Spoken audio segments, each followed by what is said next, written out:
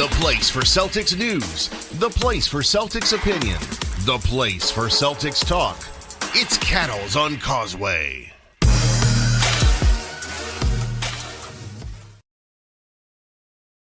What is up? The Celtics are 3-0 early on this season. Before we get into some of the things that I have noticed through the first three games, I want to remind you, if you're listening on Spotify and Apple Pods, rate and review. Also, if you're watching on YouTube, thank you. Appreciate the support. Don't forget to give us that thumbs up. It means an awful lot. Comments, those mean a lot as well, as do subscriptions. Trying to get the subscriptions up to about 1,000 before the end of yesterday. We got close. Want to keep working at that. So again, I appreciate all of your support, whether it's on Spotify, Apple Pods, or YouTube. All right, let's get into it. The first big thing that I see from this team through the first three games is the right mindset.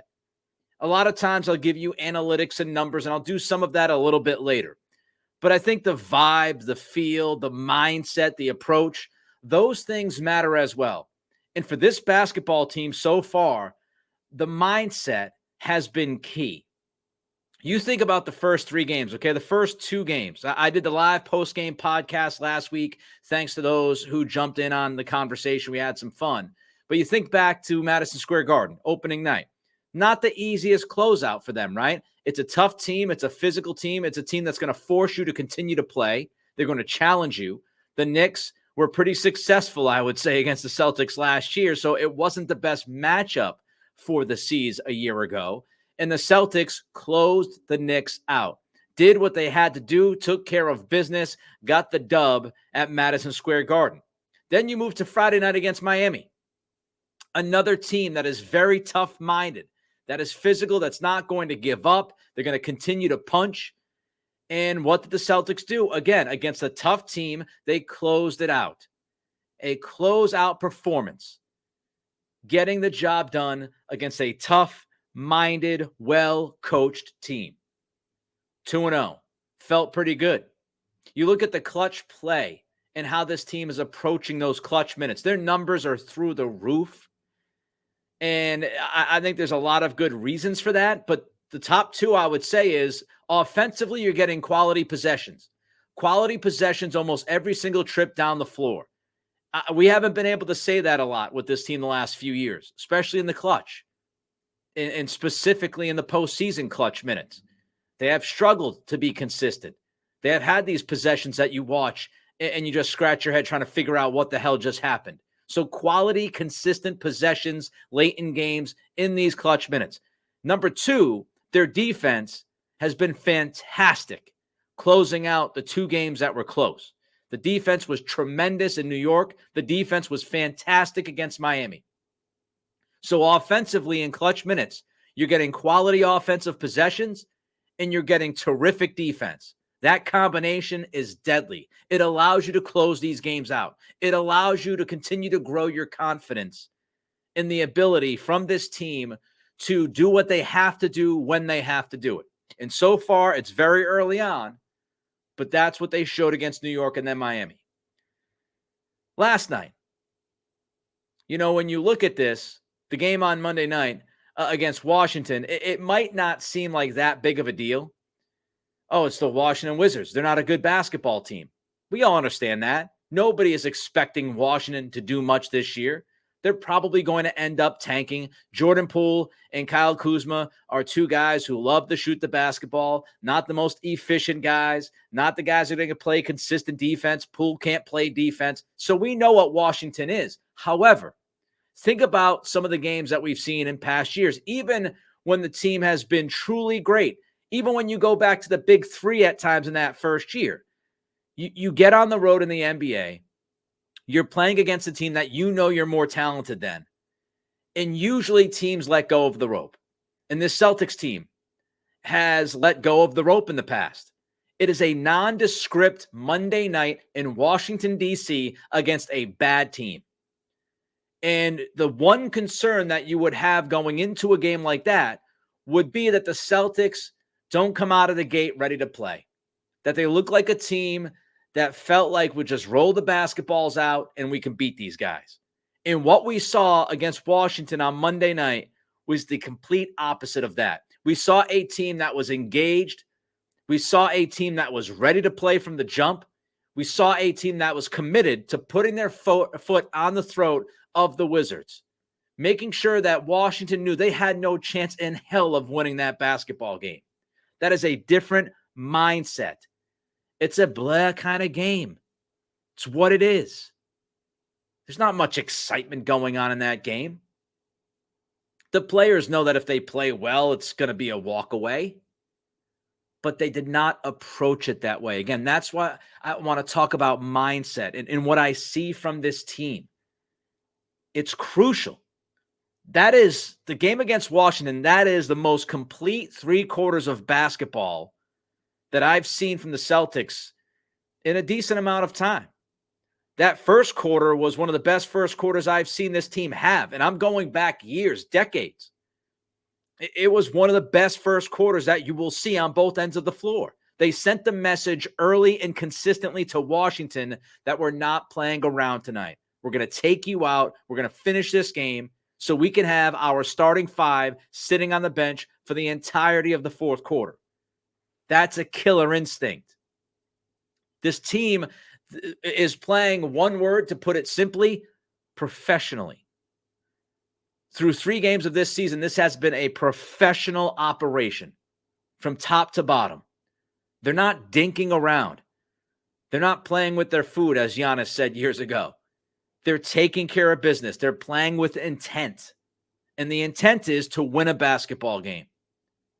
Win a basketball game by any means necessary. If it means you have to close out in the clutch minutes against 2 tough, physical and minded teams, that's what you do. If it means that you come out and you punch a team like Washington in the face and let them know they have no chance of coming back, that's what you do to get the job done. An engaged basketball team on both ends. And I see a team that is mentally into it and that is ready to do whatever it takes. And that is great to see. Don't forget Spotify, Apple Pods, rate and review. If you're on YouTube, give me a like. That thumbs up means an awful lot. We're trying to grow this channel. We're trying to grow this specific pod, Cattle's on Causeway. And it's been obviously a slower start because we only do one of these per week.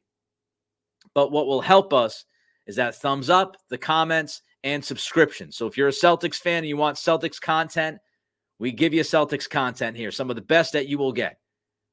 Cattle's on Causeway, give us that like. All right, let's jump to something else that I've noticed about this team so far. Again, we're more talking about vibes and mindset versus the actual basketball. We'll get to some actual basketball in a little bit. But what I've seen from this team, aside from the mental toughness and the ability to do what it takes to win these games, and we're not going to sit there and get the duck boats ready. We know that it's early. Just telling you what I've seen to this point. Another thing that I've seen from this up to this point has been unselfishness. This team has shown incredible unselfishness. And we went into the season saying this is the most talented top 6 in the NBA, and I feel that way. I know many of you feel that way. This is the most talented top 6 in the league. We've gone through why that is. And there could be a kernel of concern about maybe some selfishness. And we talked about it after that New York game in the live post-game podcast we did that night, that Jaylen was out of sorts. And Jaylen was out of sorts in the preseason. And I wondered, is Jaylen going to be able to get those consistent touches? Are they going to be able to fit him into this offense early on in the season and early on in games? Would they be able to get him to find his footing so he feels comfortable as the number 2 guy behind Tatum and he can get his offense going?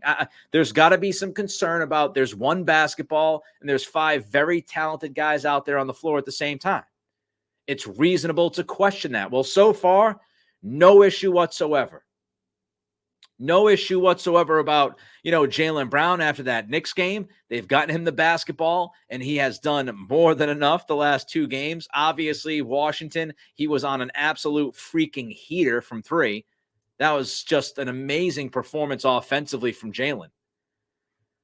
But the concern about, touches and the concern about sharing the basketball when you have this much talent, again, it wasn't a huge concern, and I never treated it as a huge concern. I said it was something to keep an eye on. So I've kept an eye on it, and it looks good. It looks really good so far. As a matter of fact, Stu Greeny on X, he posted that Brown is tied with Derek White for the team lead with 22 potential assists. So you've got Brown, who is somebody not seen as somebody that can, create for his teammates consistently enough and make the right play off the bounce. Might not have the greatest vision at all times. Here he is, Jaylen Brown, tied for potential assists with Derek White to lead the team with 22 through 3 games. My math tells me it's about 7 a game. The unselfishness, though, it really stands out. Game 1. Example in game 1. Obviously, Porzingis had it going in the first quarter. Had it going in the first quarter, going against his old team. The crowd was giving it to KP. And JT and KP, they traded possessions offensively and just did some great work against that Knicks team. But they had no issue feeding Porzingis when he had it going. Think about late in the game. Think about the fourth quarter. Porzingis didn't do much at all. He took like one shot between the second and third quarter against the Knicks. But in the first and fourth quarters, he was getting fed and he was getting buckets. When it was time to knock down the biggest shot of the game, what happened? Tatum found Porzingis for the 3. They had no issue feeding Porzingis in game 1 when KP had it going. In game 2, Derek White had it going. Nobody had an issue with letting Derek White roll against Miami. Nobody tried to take away the basketball from White. Nobody tried to get in his way. Everybody saw that Derek White was playing a great game, and they allowed him to play that great game. And that says an awful lot about Tatum and Brown especially.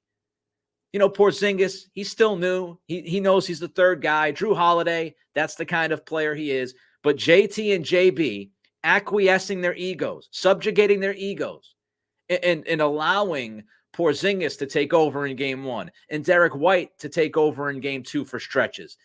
That tells you where this team's mindset is and what their approach is. They're not worried about me. Somebody gets it going, give that guy the ball and let him keep it going. Porzingis, Tatum game 1. Derek White and Brown game 2. Jaylen Brown against Washington. Keep feeding him the basketball. If somebody is feeling good, if somebody is making shots, don't worry about your own shots. Keep feeding that guy and let him keep making those shots. And so I just thought, the talk heading into this season from this team to a man was that, hey, we only care about winning. And we've heard that before from some of these guys. We've heard some of that lip service. We only care about winning. We only care about winning. And then sometimes it's not because I don't think they don't care about winning, but sometimes they try to put it all on themselves, right? Especially Tatum and Brown in some of these postseason games. They try to put too much on their own plate. When one guy is struggling or other guys are struggling, they feel like, hey, we have to take this game over. I think it's twofold. It's putting pressure on themselves and feeling like I've got to take this game over and playing outside of themselves and making mistakes. And I think the other thing is they couldn't look at Robert Williams and say, Robert is going to be able to get some buckets. They couldn't look at Marcus and believe, even though they said they did, and even though, they might have tried to believe in Marcus Smart, they knew. They knew, as we talked about before the season, with Marcus and Rob out there, they knew they were playing 3-on-5. They knew they were going to draw doubles. They knew they did not really have the answers to those doubles at all times.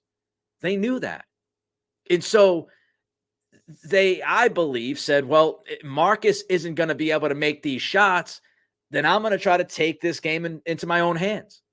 But now, because you have a more talented roster, a more talented top 6, guys on the floor, all 5 of them capable of making big shots and killing teams for trying to play, 5-on-3, your 5 defenders against the 3 Celtics offensive players. Now you have guys that can make those shots.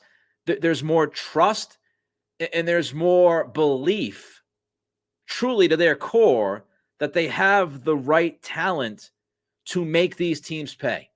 So Tatum can say, hey, man, if I'm getting doubled, if I'm going to see what New York's trying to do to me late in that game, I can kick it to Porzingis, and Porzingis is going to knock that shot down. And Tatum and Brown did that at times. Don't get it twisted. I'm not saying that they're selfish players. They try to do that at times with prior teams that they were on. But everybody knew.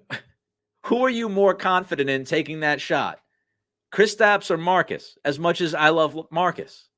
So, you can talk about only caring about winning basketball games, and that's fine, but actually walking that is a whole nother level.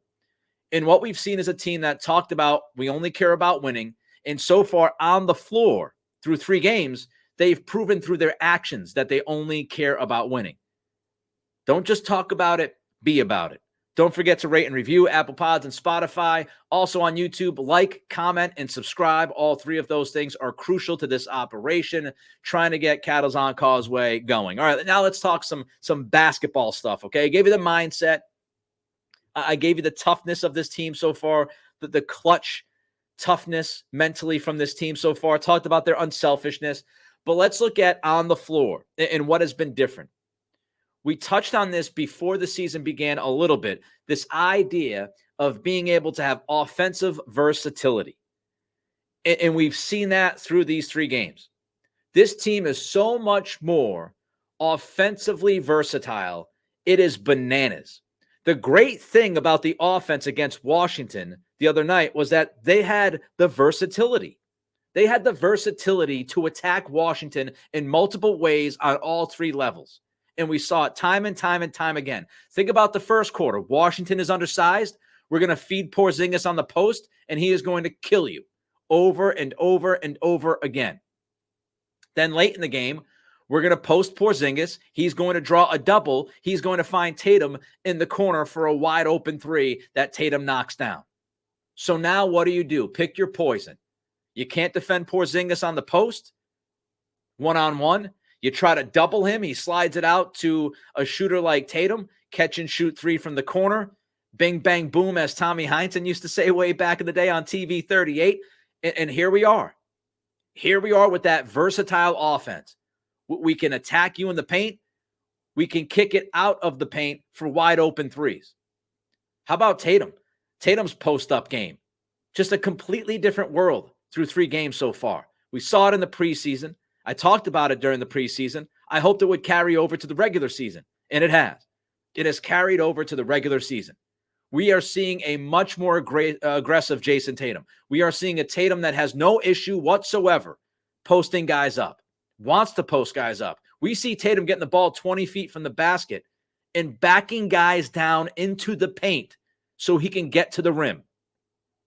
That is an aggressive Tatum. That is a Tatum that looks like he now understands that he doesn't have to necessarily do 2 things on the floor, take 3s and drive with his head down to the bucket at times. This is somebody who said to himself, I'm making it too hard on myself. I need to post more. I need to get down in the paint near the bucket. I need mid-post more. I need to make sure that I don't totally run away from mid-range jump shots that are good. And what you see is, so far through 3 games, a complete offensive wrecking machine in Jayson Tatum. Post play is there. Straight line drives are there. Against Washington, he was 4 for 9 from 3. He's shooting much better so far from 3-point land. And if Tatum is making his 3s, especially his pull-ups, we've talked about it, he's on a different level. And if he's making 3s to go along with the post-ups and the straight line drives and getting to the free throw line, which will eventually come more and more and more as he does those things like posting up and those straight line drives, how do you stop him? The answer is you really can't. The only person that's going to stop Tatum is Tatum himself, because you can no longer really double him consistently because this team has so many weapons. You can no longer bait him, hopefully, fingers crossed this continues. You can't bait him into taking 10, 11, 12 threes when he's not making those shots on a given night. He is really tough, really special offensive player. And he put on 12 to 15 pounds so he can finish through contact even better. That's continued to improve. Offensive versatility. How about the play against Washington where Porzingis is at the top of the key, gets the basketball, backdoor cut by Tatum. Porzingis with a perfect bounce pass that bounces right up to pretty much the chest of Tatum so he can lay it in and one.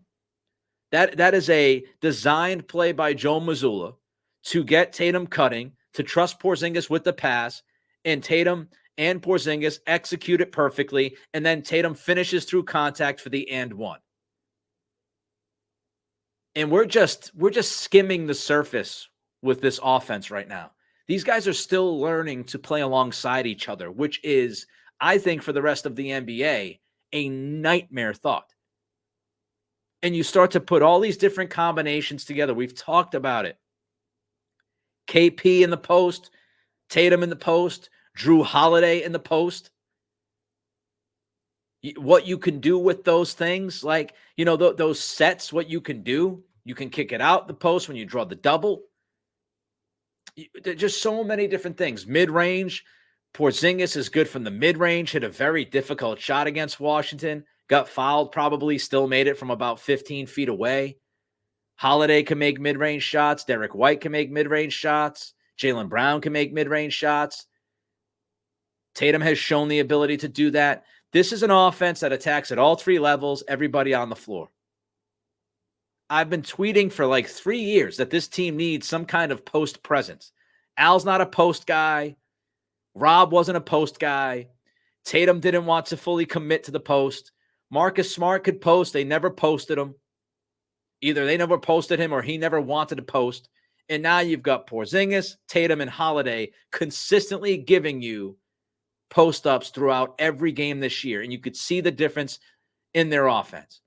Let's go back to Stu Greeny. On X, he posted this earlier. Porzingis has a 21.3% post-up frequency to start the season. He's averaging 1.40 points per possession on 83% shooting. I'll give you the gist of that. Ridiculous. 1.40 points per possession is outrageous. 83% shooting is obviously outrageous. And 21.3% post-up frequency, that guy is finding his big-ass feet in the paint an awful lot. Tatum, his post-up frequency is 15.8% so far through the first 3 games. He's averaging 1.17 points per possession. He's shooting 55.6%. Again, all of those good numbers, not nearly as good as Porzingis, but they're still really good.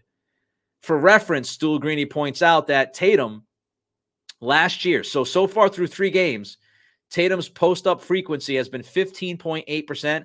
Last year, I'll give you a second to guess what it was. Okay, your second is up. Last year's post-up frequency from Tatum, 5.1%. Tatum is literally posting up more than 3 times per game than what he did last year. And you can see it. You can feel it.